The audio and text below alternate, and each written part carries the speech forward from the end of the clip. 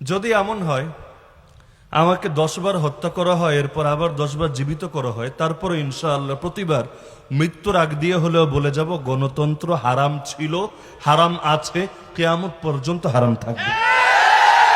পৃথিবীর সব লোক যদি গণতন্ত্রে গিয়ে জড়ায়া যায়, আমার 14 গোষ্ঠীও যদি গণতন্ত্রের সঙ্গে মিলে যায়, তারপরও গণতন্ত্র হালাল হবে না। যেটা আল্লাহর কোরআন দ্বারা হারাম, যেটা নবীর হাদিস দ্বারা হারাম, সেটা চিরকাল হারামই থাকবে। কেউ গ্রহণ করুক আর না করুক, তারপরও সেটা হারাম হারামই থাকবে। তা এখন এটার ব্যাপারে ভুল স্বীকার করার অর্থ হলো আমি এখন গণতন্ত্রকে হালাল বলবো। যেদিন আমি গণতন্ত্রকে হালাল বলবো সেদিন তো আমার নিজের ইমানই থাকবে না। আর আল্লাহ না করুক কোনোদিন যদি আমার মুখ থেকে এমন কোনো কথা বের হয়, সবাইকে সাক্ষী রেখে বলে যাচ্ছি, কোনোদিন আল্লাহ না করুক, আল্লাহ না করুক, আল্লাহ না করুক, যদি এই জাতীয় কোনো কথা বের হয় যে আমি কুফরের পক্ষে দালালি করা শুরু করেছি, আমাকে ত্যাগ করবেন, বয়কট করবেন।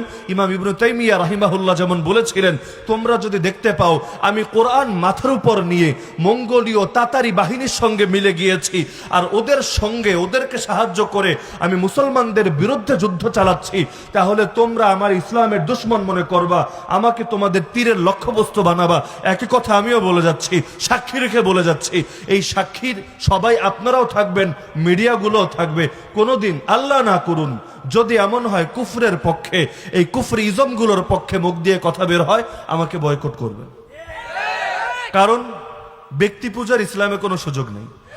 যতদিন হকের উপর কেউ থাকবে, তার প্রতি মহব্বত থাকবে হকরে মহব্বত করার কারণে। আর কেউ যদি হক থেকে সরে যায়, তার প্রতি কোনো মহব্বত থাকবে না।